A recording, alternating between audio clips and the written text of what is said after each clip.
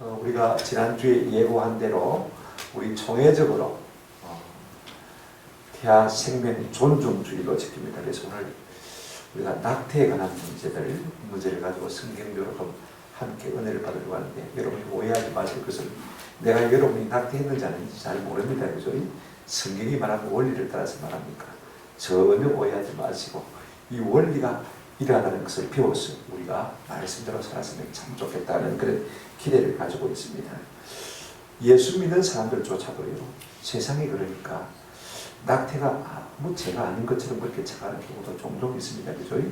그런가 하면 이 문제가 불거진 것이 뭐냐면 작년 4월달, 5월달에 대법원에서 이 낙태죄가 유연이라는 판결이 나왔어요. 그래서 올 연말까지 새로 입법을 하지 않으면 안 되고, 그래서 무효가 되기 때문에 이제 우리 정부에서 새 법안을 올렸는데, 그 골자가 뭐냐면 차후 16주까지는 마음대로 유산할 수 있고 낙태할 수 있는데, 24주가 되면 6개월입니다. 그죠?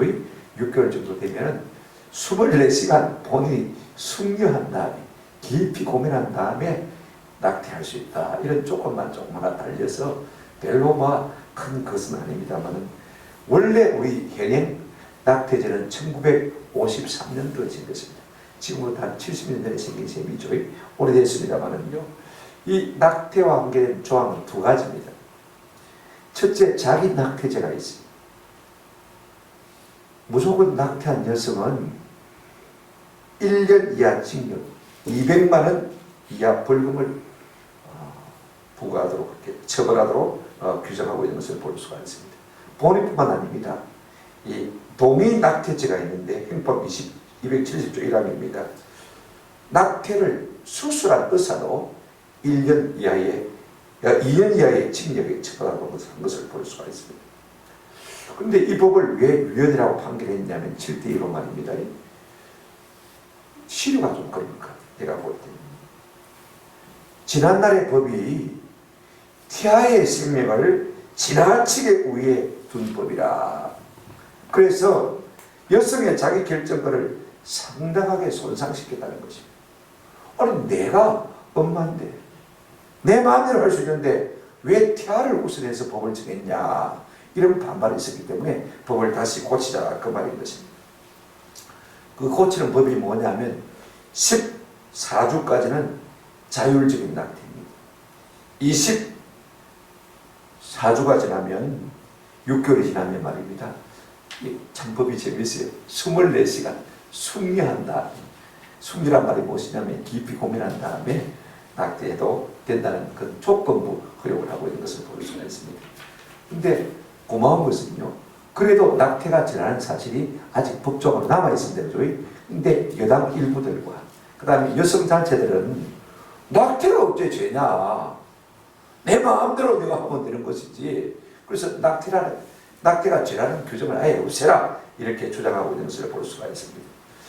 성경은 전혀 그렇게 말하고 있지 않습니다. 오늘 본문을 통해서 우리가 그 근거를 좀 살펴봤으면 참 좋겠다 싶어요.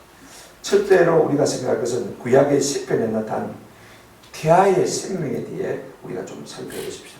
우리가 읽은 구약 시편 139편은 다윗의 시다, 그렇게 말하고 있습니다.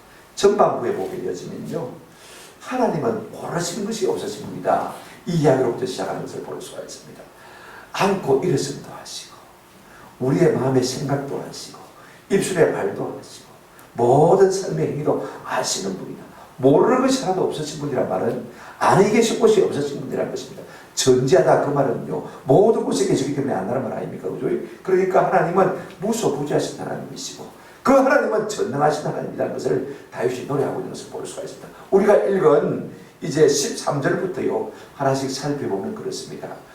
다윗이 내 생명의 창조주는 하나님이시다 라고 고백하는 것을 볼 수가 있어요. 여러분 13절 한번 보실까요? 주께서 내 내장을 지으시며 나의 모태에서 나를 만드셨나이다 그랬습니다. 여기에 지으시며 만드시며 하는 말은 창조 바라가 아니고 하나님께서 마치 예술가처럼 말입니다. 아기자기하게 오목조목하게 섬세한 손을 가지고 우리를 이렇게 조목조목 만져서 만드셨다, 그 말인 것입니다. 근데 내장이란 말의 의미가 좀 그래요. 그죠? 주께서 내 내장을 지으시며 번역이 좀 어색하고 조금 그렇습니다. 차라리 주께서 내 몸을 지으시며 내 장기를 지으시며 이렇게 번역하는 것이 좋겠죠. 근데 이 고백 가운데서 중요한 것은 이것입니다.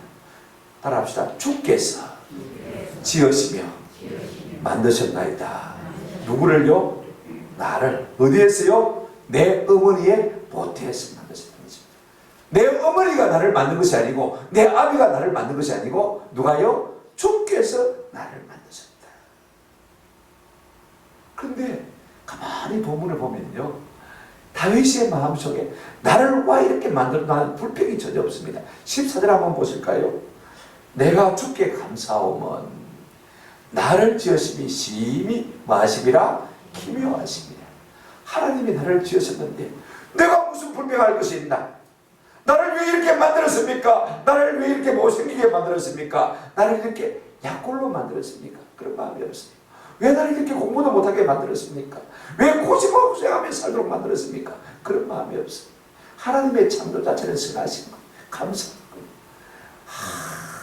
주께 감사하고 나를 지으심이 기묘하십니다. 옛날 성경에 보면 신묘막체하다 그랬습니다. 그죠? 신기하고 묘하고, 그죠? 그 다음에 측량할 수 없을 정도로 감사하다 그 말인 것입니다. 하나님이 하시는 일은 참 놀라운 것입니다. 다윗이 지금 자기 자신의 생명에 대해서 고백할 때 뭐라고 고백하고 있습니까? 한번 따라합시다. 주께서 나를 지으시고 만드셨습니다. 너무 잘 지어주셔서 감사합니다. 이렇게 고백하고 있는 것을 볼 수가 있습니다. 그런가 하면요, 주께서 내 모든 행질과 행체를 다 아시고 보시고 지으셨다고 말하고 있습니다. 15절 16절 한번 보시기 바랍니다. 내가 은밀한 데서 지음을 받고 땅의 깊은 곳에서 기이하게 지음을 받을 때, 내가 은밀한 곳이라 땅의 깊은 곳은 다 모태를 말하는 것입니다. 비유컨대 그 말이죠.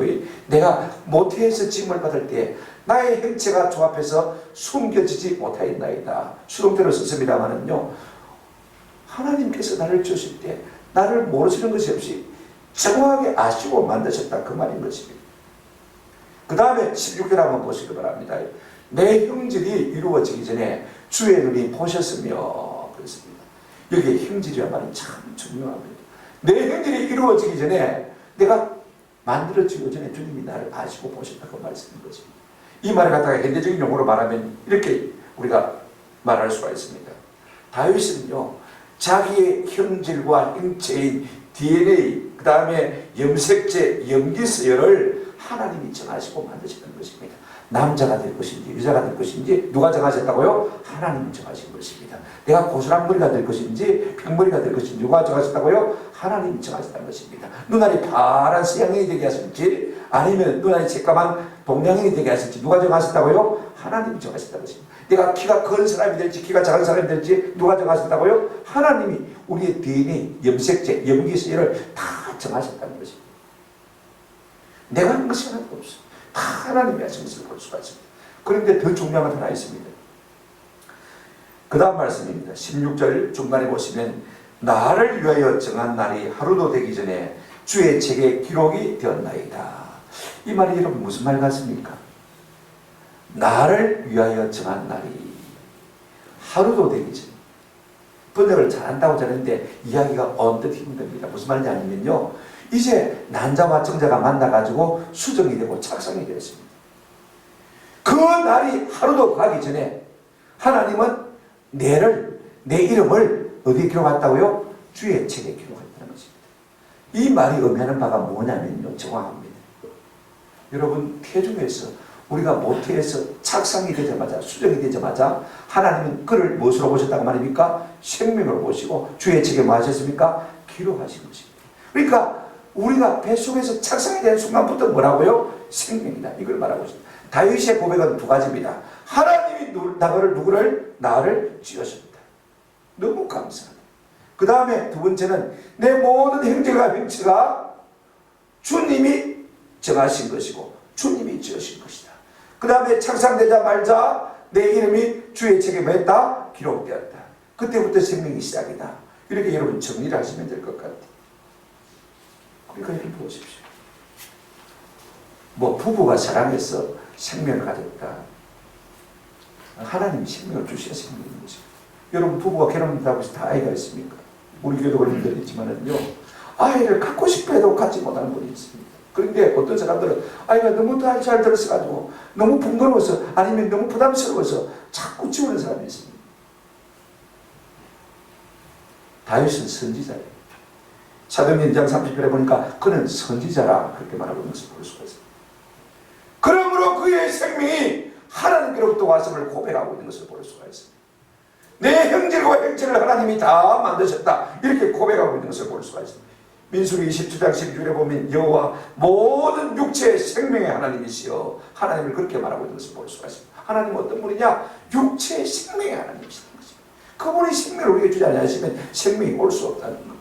그런가 하면 시편 36편 9절에 이렇게 말하고 있습니다. 진실로 생명의 원천이 누구에 싸우며 주께 싸우며. 할렐루야. 생명의 원천은 주께라는 사실을 우리가 늘 기억할 필요가 있는 것입니다. 두 번째로 우리가 누가복음을 좀 생각해 봤으면 좋겠는데요. 누가복음에 나타난 태아의 생명에 대해서 살펴보십니다.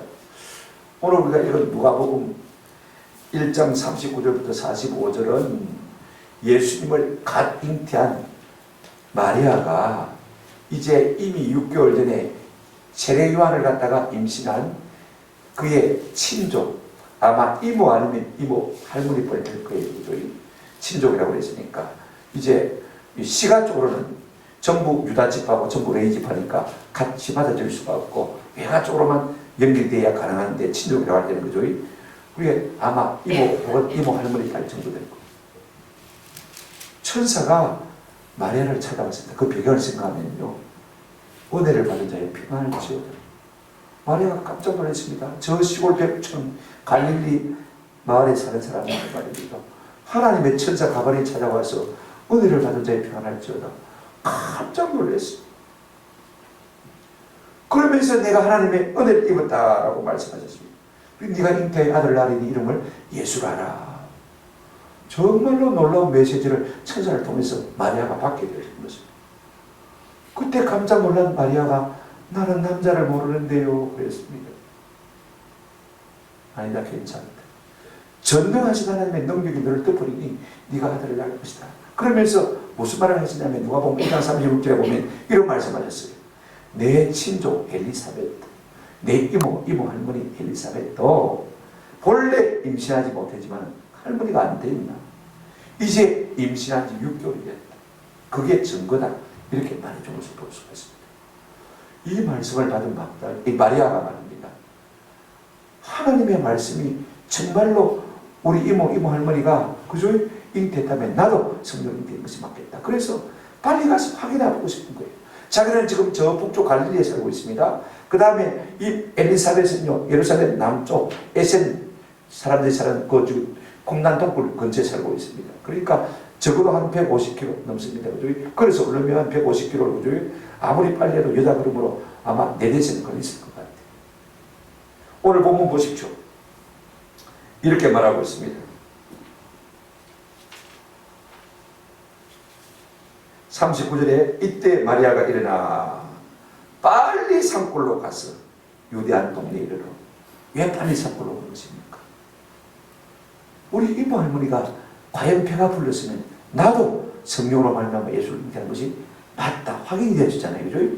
그 목적을 지금 빨리 달려간 것을 볼 수가 있습니다. 그래 자기가 아무래도 손나라니까 할머니 이모 그동안 평안하셨어요 하고 안부를 전합니다. 보시면 40절에 보시면 사라의 집에 들어가 엘리사벳에게 많이 무난하니 그랬습니다. 중요한 것은요, 예수님을 갓 잉태한 마리아, 그 다음에 세례요한을 임신한 지 6개월 된 엘리사벳, 두 어머니의 만남입니다. 그죠? 그런데 실제로 외면적으로 볼 때는 두 어머니의 만남이지만은 사실은 영적으로 우리가 보면 예수님 갓 잉태되었잖아요. 마리아 속에서. 그죠? 그 예수님과 그 다음에 엘리사벳의 뱃속에서 6개월 되진 누구요? 이 세례요한과의 만남인 것을 볼 수가 있습니다. 근데 이 만남에서 우리가 볼 수 있는 것이 무엇이냐면요, 참 중요한 것을 우리가 볼 수가 있습니다. 첫째로는 뭘 볼 수가 있냐면 이제 마리아가 무난하는데, 자 이런 보십시다. 41절 한번 보시기 바랍니다. 마리아가 무난하는데 이모 할머니 평안하셨어요? 이렇게 문안을 했지 않습니까? 그런데 보십시오. 엘리사벳이 마리아가 문안함을 마음에 들음에 지금 이번 누가 말하고 있습니까? 마리아가 말하고 있습니다. 귀가 누가 듣습니까? 엘리사벳이 듣습니다. 그런데 반응을 누가 합니까? 보세요. 엘리사벳이 마리아가 문안함을 들음에 6개월 된 속에 있는 복중에 있는 누가요? 세례요한이 아이가 복중에서 마는지라 뛰노는지라. 44절에 보실까요? 끝에 보시면 44절 끝에 이렇게 말하고 있습니다. 보라 내 문하는 소리가 내 귀에 들릴 때 아이가 내 복중에서 어떻게 뛰놀았다고요? 기쁨으로 뛰놀았다. 참 놀라운 얘기를 하고 있습니다. 지금 어머니들끼리 만났어요. 그죠? 어머니들 주고받는데 지금 엘리사벳의 태 속에 있는 6개월 된 이 세례요한이요. 지가 기뻐하고 그 속에서 말입니다. 이런 것을 볼 수가 있습니다. 보통 한 5개월 정도 지나면 아이들 배에서 놀지 않습니까? 그죠? 그다음 보통 노는 게 아닙니다. 이 엘리사벳이 성령이 충만해서 말했다고 했습니다. 그다음 아이고 아가 노네 이렇게 말한 것이 아닙니다. 성령이 충만해서 엘리사벳이요 자기 아이가 배 속에서 막 차고 노니까 뛰고 노니까 이렇게 말하고 있습니다. 뭐라고 말했습니까? 내 복중에서 아이가 기쁨으로 뭐했다? 뛰놀았다. 누구 때문에요? 지금 엄마가 만나고 있는 누구요? 마리아? 마리아 때문이 아닙니다. 마리아 태 속에 갓 잉태된 누구요? 예수 그리스도 때문에. 제가 무슨 얘기를 하려고 하냐면 이게 참 중요해요. 갓 잉태된 예수님이나 그 다음에 6개월 된 임신한 지 6개월 된 세례요한이라 통합니까? 안 통합니까? 통하고 있어요. 누구를 통해서요? 각기 어머니를 통해서 통하고 있는 것을 볼 수가 있어요. 참 중요한 원리. 갓 잉태된 예수님이나 그 다음에 6개월 임신 6개월 된 이 세례요한이나 그 어머니의 입과 귀를 통해서 지금 경험하고 있는 것을 볼 수가 있습니다. 뭔 말이냐면 벌써 그 속에 지정이가 있다는 말입니다. 그 속에 인격이 들어있다는 것입니다. 그러므로 갓 잉태된 예수님이나 6개월 된 세례요한이나 그 속에 뭐가 있다고요? 인격이 있다는 것입니다. 그러므로 뭐라고요? 생명이다 이렇게 말할 수 있습니다. 또 하나 우리가 생각할 수가 있습니다. 마태복음 1장 28절에 보면 이런 말씀이 있어요. 예수 그리스도의 나심은 이러하니라. 그의 어머니 마리아가 요셉과 약혼하고 넘겨주세요. 동거하기 전에 성령으로 잉태된 것이 나타났더니 우리 예수님은 성령으로 말미암아 무엇이 분입니까? 잉태된 분입니다. 그죠? 성령으로 잉태된 분입니다. 그런데 누가복음 1장 15절에 보면 이런 말씀이 있습니다. 누가복음 1장 15절에 세례요한에 대해서 이런 말씀하고 있습니다. 화면 넘겨주세요. 누가복음 1장 15절입니다. 이는 그가 주 앞에 큰 자가 되며 포도주나 독한 술을 마시지 않으며 한번 따라합시다. 모태로부터 성령의 충만함을 받아. 세례요한에 대해서 말하고 있습니다. 세례요한은요 모태로부터 성령의 충만함을 받는 것이고 우리 예수님은 성령으로 말미암아 뭐 했습니까? 잉태되었습니다. 공통점은 성령입니다. 성령이 직접적으로 한 것이고 그 다음에 세례요한은 성령이 충만한 것이고 조금 차이가 있습니다. 그죠? 성령 그 자체고 성령의 충만함이고 조금 차이가 있습니다. 같은 성령이 뭐합니까? 통하는 것을 볼 수가 있습니다. 이제 갓 잉태된 예수님, 이제 6개월 된 세례요한, 그 속에 뭐가 있습니까? 성령이 역사하고 있는 것을 볼 수가 있습니다. 뭘 말하고 있냐면요, 태중의 아이도 한번 따라합시다. 영성이 있다. 영성이 있다는 것입니다. 성령의 감동을 만나는 것. 참 중요한 말입니다. 그러므로 태중에 있는 아이도 완전한 뭐다? 생명이다. 여러분 누가는요 의사입니다. 직업이. 그죠? 의사가 이런 말 하기가 쉽겠어요? 한번 생각해 보십시오. 그런 말 하기가 쉽지가 않습니다. 그럼에도 불구하고 지금 누가는 이렇게 기록하고 있는 것을 볼 수가 있습니다. 그 아이가 갓 잉태되었고 6개월 되었지만은 성령이 충만하여 서로 성령 안에서 마고 있더라, 교감하고 있더라. 그거는 거지. 그러므로 여러분과 한번 생각해 보십시오. 태아가 인격을 갖추고 영성을 갖춘 생명이라면요, 사람 누가 심지어 그 엄마라고 할지라도 그 아빠라고 할지라도 그 생명을 한번 다룰 수 있습니까? 없습니까? 다룰 수 없는 것입니다. 이걸 우리가 아시죠? 그렇게 해서도 안 되는 것입니다. 제가 김해중앙교회 전도사에 설 때 우리 박유생 목사님 돌아가셨으니까 제 이름을 이야기 될 것 같아요. 그 목사님은 그 당시 우리가 80년도 초니까 그죠? 하나만 나 잘 기도자. 그게 전부 실천이었습니다. 그럼에도 불구하고 결혼 주례식 할 때마다 항상 말씀이 주례하고 똑같아요. 한번 따라합시다. 마이나 제키라. 마이나 제키라. 이것이 항상 주례해져 있어요. 그래서 사람들이 많이 웃었어요. 제가 군모로 갔을 때 우리 군목부장이 김모 목사님 아직도 안 돌아가셨으니까 제가 실명을 거론하지 않겠습니다만 그분은 수련회만 하면 1대1 면담을 하거나 공적인 자리에서 항상 그럽니다. 아 맺히고 하는데요. 아 수술해라. 놓지 말아요. 다음에 또 만납니다. 아 맺히고 둘인데요. 수술하라 하거나 놓지 말아요. 여러분 생각에 누가 진짜 목사입니까? 아 마이나 제키라는 분이 진짜 목사입니까? 놓지 말라는 분이 진짜 목사입니까? 여러분 생각에 어떻게 생각해요? 우리가 상당히 잘못하고 하나님 앞에서 하나님의 뜻을 잘 모르고 불순종한 것이 너무 많아요.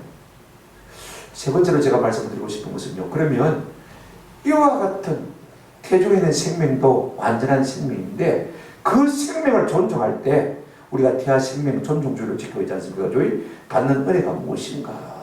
이걸 우리가 좀 생각했으면 참 좋겠다 싶어요. 다윗은요. 자기 생명이 주께서 나를 지으셨다고 했죠. 그 다음에 내 모든 형질과 행체, 지금 말로 말하면 DNA, 염색제, 염기, 서열 같은 거 다 누가 만드셨다고요? 하나님 만드셨다고 말인 것입니다. 누가는 뭘 말하고 있습니까? 태중에서 딱 착상되자마자, 수정되자마자 그때부터 뭐라고요? 생명이라고 했습니다. 거기도 인격이 있고 거기도 뭐가 있습니까? 영성이 있다고 했습니다. 그러니까 뭐 몇 개월 지나서 아이가 생명이 아니라 착상되는 순간부터 주의 책에 뭐 했다고요? 기록됐다고 했습니다. 그때부터 생명인 것입니다. 이와 같은 생명을 우리가 존중할 때 우리가 받아주는 은혜가 무엇이냐? 두 가지입니다. 하나는 긍정적이고 하나는 부정적인 것인데 첫째로요. 우리가 태아를 존중하면 받아주는 복이 뭐냐면 생육하고 번성하는 복을 누리는 것입니다. 우리 하나님이 사람을 아담과 하와 남자 여자로 지으시고 맨 먼저 창세기 1장 28절에 보면 복을 주어 가라사대 1장 28절 이렇게 말하고 있습니다. 하나님이 그들에게 복을 주시며 하나님이 그들에게 이르시되 한번 따라합시다. 생육하고 번성하여 땅에 충만하라. 땅을 정복하라. 이게 하나님께서 주신 명령이고 우리는 문화적 상징인 것입니다. 우리가요 공부를 많이 해서 자아성취라는 것도 참 중요합니다. 그러나 하나님이 우선적으로 복을 주시면서 주신 이 명령을 수행하지 않고 내가 공부하느라고 놀 시간이 없고 그죠? 내가 돈 버느라고 놀 시간이 없고 내가 좋은 정치를 해가지고 정치가 높은 정치가 되더라고 그거 하느라고 놀 시간이 없고 그런 것은요 아무리 뛰어난 사람이 할지라도 하나님 보시기에는 낙제입니다. 아멘? 왜냐하면 첫 번째 하나님께서 우리에게 복을 주셔서 하신 말씀이 뭐예요? 생육하고 번성하여 땅에 마라 충만하라 마이나 제키라고 말씀인 것입니다. 그러면 어떻게 할 건데요? 내가 책임진다는 말씀이 이 말씀 속에 포함되어 있는 것입니다. 아예 하나 놓으면 이렇게 되는데 교육비까지요. 어찌 감당하라고요? 여러분 어차피 내가 키우는 거 아닙니다. 아멘? 사람이 내일 일을 모릅니다. 어떻게 될지 아무도 몰라요. 제가 아는 우리 시골교회 목사님은요. 그 시골 하동 북촌에서 아이를 키워둬요. 하나님께서 아이를 길러주시니까 피아노 한번 두드려보고 지가 피아노 칩니다. 진주고등학교 가더라. 연세대학 가더라. 그 다음에 미국 유학 가서 박사학위 받아요. 그 시골교회 목사님 자립도 안 되는데 그죠? 생각해 보십시오. 무슨 유학비를 내면 연세대까지 보낼 수 있습니까? 하나님이 이끌어 가십니까? 단지 우리는 핑계예요. 순종할 마음이 없으니까 믿음이 없으니까 자꾸 핑계합니다. 내가 책임진다는 말씀인 것입니다. 아멘? 순종하면 생육하고 번성하고 충만하게 되죠. 노아 홍수로 세상을 쓰러뜨신 다음에 다시 노아 가족에게 우리 하나님 말씀하셨습니다. 창세기 9장 1절과 7절의 말씀해 보시면 이렇게 말하고 있습니다. 하나님이 노아와 그 아들들에게 뭘 주시며 복을 주시며 그들에게 이르시되 생육하고 번성하여 땅에 마라 충만하라. 계속하신 걸 우리가 볼 수가 있어요. 이것이 우리를 향하신 하나님의 뜻인 것입니다. 자꾸 생육하고 번성하고 땅이 차고 넘치면 어떻게 할 건데 그건 우리가 할 바가 아닙니다. 하나님 말하셨습니다. 아멘. 우리는 그 말씀만 뭐 하면 됩니까? 순종하면 되는 거예요. 이걸 우리가 아시죠? 성경은요, 인구 절벽이 복이라고 말하고 있지 않습니까? 우리가 자꾸 산하지 않다고, 그 다음에 요즘 사람들은 자기 성취를 위해서 아이를 안 놓으니까 지금 현재 출산율이 얼마 됐냐면요, 2019년 12월 통계입니다. 아직까지 오래가 안 갔으니까 2020년 통계가 안 돼갖고 0.92% 출산율이 세계에서 제일 낮아. 무슨 말이냐면요, 두 사람이 결혼해가지고 두 사람 나오면 둘이 놓으면 본전입니다. 맞습니까? 그러다가 한 명 죽을 수도 있잖아요. 그죠? 그러면 손해입니다. 그죠? 그런데 두 사람이 결혼해가지고 한 명도 못 낳아요. 그러면 절반으로 인구 성장이 떨어지는 거죠. 50년이 안 지나서 지금 5천만 명이라고 할 때 말입니다. 2,500만 밖에 안 되는 것이. 인구 절벽. 한 50도 경사로 떨어지는 절벽을 이루고 있는 것을 볼 수가 있습니다. 제가 한 15년 전에 읽은 책에 의하면 인구 평층보다 인구 절벽이 무서운지 아니라고 사회적 통계를 가지고 말하고 있는 것을 봤습니다. 중요한 거. 지금 우리 고속도로 많이 닦아놓지만 너 세금 낼 사람이 없으면요, 도로 쪽에 닦아놔도 누가 도로 정비할 돈이 없어서 못해요. 시골에 막 도로 짜다리 잘 닦아놨는데 안 넣으면요 세금 없어요. 그죠? 세금 없으면 그 시골에 도로 누가 정비할 겁니까? 잡초가 나고 길 패이고 차도 못 다니는 거. 지혜하는 것입니다. 간단하게 말하는 겁니다. 그 말씀인 것입니다. 성경은요, 다산을 항상 복이라고 말하고 있습니다. 10편 127편 4절 5절에 이렇게 말하고 있습니다. 젊은 자의 자식은 장사의 수중에 뭐 같아요? 화살 같으니 이것이 그의 화살통에 가당한 자는 와도다 복되다. 우리는 자식 많은 것이 복이라고 생각하지 않습니다만 자식 많은 것이 복임에 틀림없습니다. 우리 집사에 우리 강태건 목사님은 딸이 넷입니다. 제가 옛날부터 그랬습니다. 강 목사님이 최고 부자예요. 강 목사님 최고 부자예요. 내가 딸들한테 사인 받아놨더니 아들 그저 돈 잘 벌면 용돈 좀 받아주라고 사인 받아놨고, 진짜 지금 얼마 안 되던데 제일 부자인 것 같아요. 지난주에 참 아름다운 예배당 지어가지고 입당했습니다. 대단해요. 그 개척교회하면서 딸 너희를 어떻게 키웁니까? 한번 생각해 보십시오. 근데 다 거뜬하게 잘 키웠어요. 아름답게 잘 키웠어요. 절대로 잃어버린 소리 아닙니다. 우리가 믿음이 없어서 자꾸 아이를 유산시키려고 하고 지우려고 하지요. 그런 거 아닙니다. 하나님께서 집을 거 다 주시는 것입니다. 장사의 수중에 화살 같으니 이것이 그 전통에 가다란 자가 복이 있다고 했습니다. 그래서 우리가 생육하고 번성하고 점점 잘 되는 거예요. 우리가 이 말씀대로 살면 아이를 존중하면 그렇게 잘 되는 거예요. 두 번째, 태아를 존중하면 어떤 은혜가 있느냐면 살인죄를 짓지 않을 수 있는 은혜가 있습니다. 참 중요한 말입니다. 여러분, 태아도 생명이 들어줘요. 그러므로 낙태는요, 살인과 똑같은 것입니다. 우리가 출애굽기 20장 13절에 10계명의 6계명이 무엇입니까? 살인하지 말지니라. 살인하지 말라. 현대인들은요, 낙태를 하면서도 그것이 죄인 줄 몰라요. 그러니까 그 풍조가 교회 안에 들어가지고 낙태를 하면서도 아무렇지도 않게 낙태를 하는 것을 볼 수가 있습니다.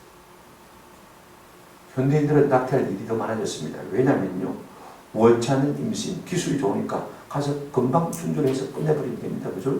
뭐 하룻밤 대충 뭐 이렇게 지나면 괜찮아요. 그런가 하면 강간으로 인한 임신도 있을 수가 있겠죠. 그런가 하면 하룻밤 즐기기 위해서 즐기다가 보니까 막 아이를 갖게 된 경우도 있습니다. 목적이 아이 낳으려고 하는 게 아니니까, 그죠? 낙태할 수밖에 없잖아요. 요즘은 의술이 발달해가지고 태중의 생명도요, 조금 태중의 사람의 건강검진을 합니다. 벌써, 그죠? 아이가 조금 이상이 된데 그러면요, 덜컹 겁이 나가가지고 생각도 안 해보고 가서 낙태해버립니다. 예사로요. 이런 의료기술이 발달하고 낙태술이 발달할수록 성적으로 더 많이 물러나질 것을 볼 수 있습니다.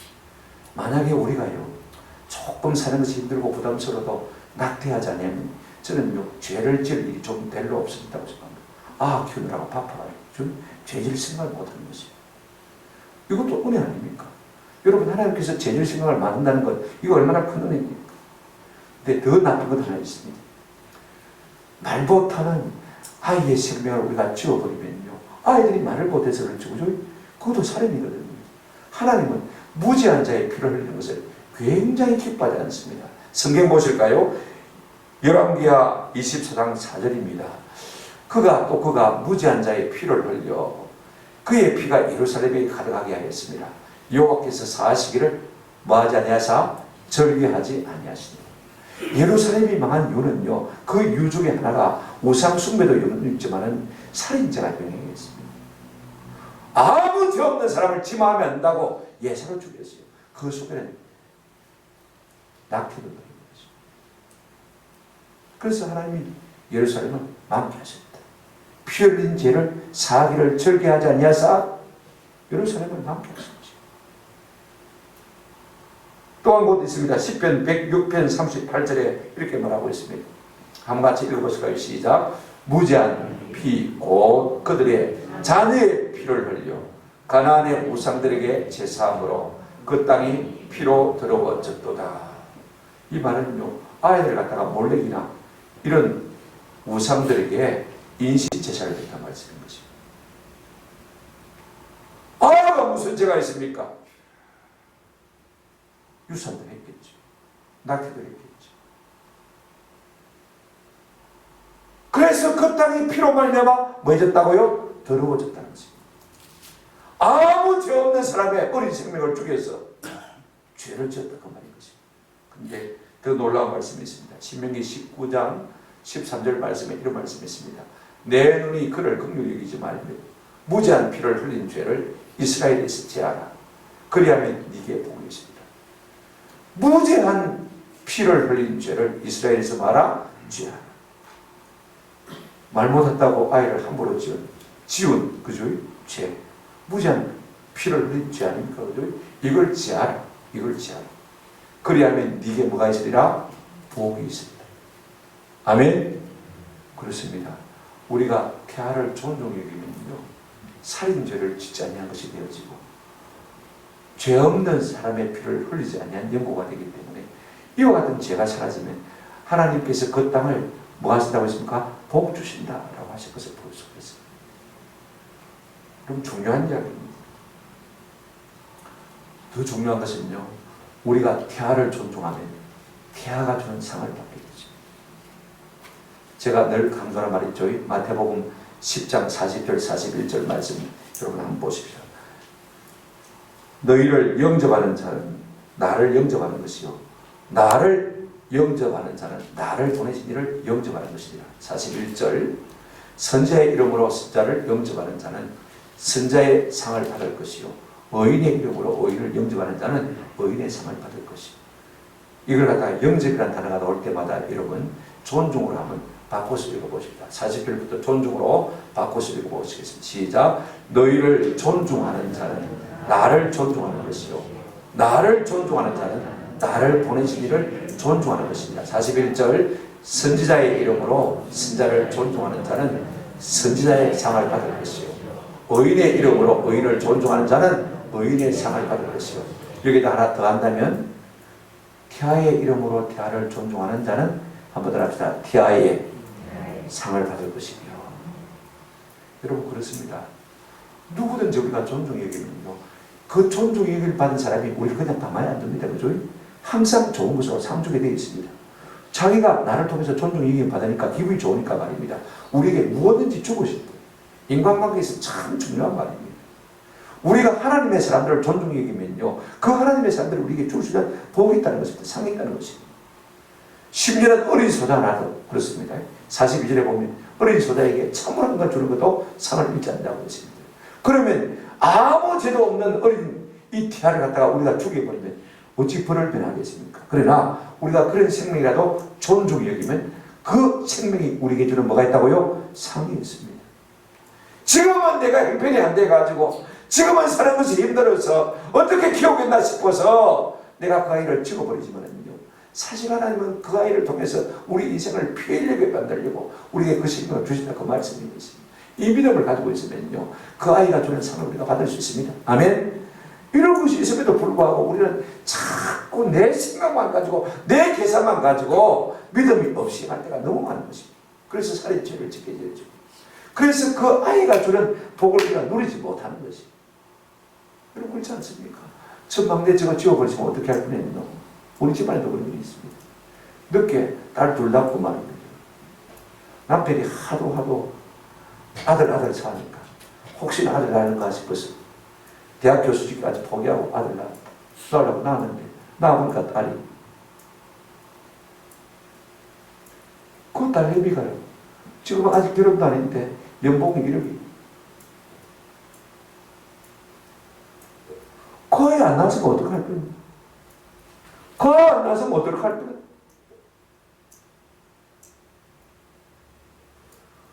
우리가 태아의 생명을 존중히 여기면 그 아이가 말입니다. 우리에게 주는 복이 있다 없다? 있다.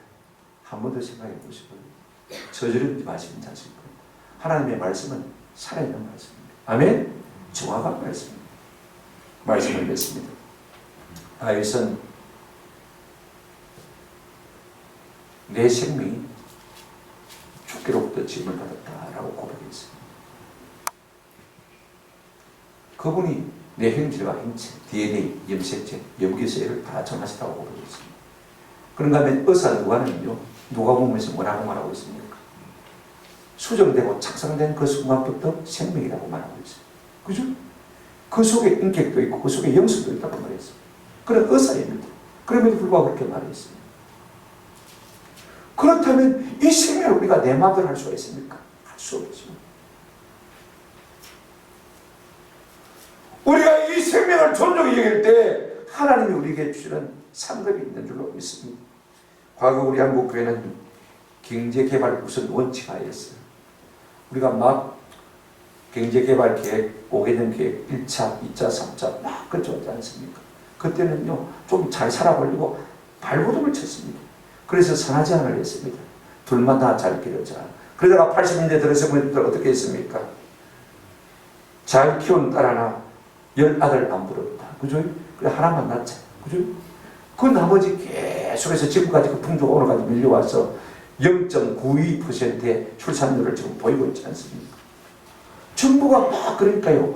교회도 아무 생각 없이 그냥 그 사상을 받아들였어요. 그래서 교회 다니는 많은 성도들도 그냥 낙태했습니다. 예비군 훈련하면 남자들 그죠?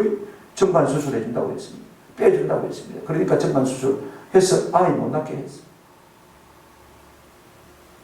그 결과 지금 우리 한국은 인구 절벽이라는 재난 앞에 서 있는 것입니다. 잘 사는 것도 중요하지만 우리가 하나님의 명령을 따라 사는 것도 참 중요한 것입니다. 그래서 정부 시책에 따라 우리 교회들도 그냥 덩달아 춤을 추다 보니까 그게 죄인 줄 모르고 목사들도 그냥 알면서 넘어가. 그래 낙태를 갖다 그냥 눈 감아 준 것이죠. 죄를 죄라고 말하지 않고 그 다음에 그런 사람들을 시벌하지도 않고 교회 안에서 그죠? 그러다 보니까 막 여러분들 가운데서 다 그런 사람 주변에 아마 있을 거예요. 오늘 우리가 태아 생명 존중주의를 지키고 있습니다. 지난날에 우리가 아무 생각 없이 말씀을 깊이 묵상하지 아니하고 말씀을 우리가 생활에 게으름으로 말미암아 둔함으로 말미암아 불순종한 모든 죄악들을 이 시간 좀 회개하시고 하나님의 자비와 긍휼을 구하시면서 이 인구 절벽의 시대를 살아가면서 우리가 어떻게 되겠습니까? 여러분 지금 노인들에게 이렇게 노인 자금 많이 준다고요? 좋아하지만 전부 빚내서 주는 거 아닙니까? 여러분 다 알고 있지 않습니까? 그렇죠? 다 빚내서 주는 것입니다. 인구 절벽 맞이하면요 우리 아이들이요 어떻게 해야 되겠습니까? 세금 한 명이 나가지고 4명의 노인들을 양육해야 되고 부양해야 된다면 어떻게 감당하겠습니까? 한번 생각해 보십시오. 파탄나는 것이죠.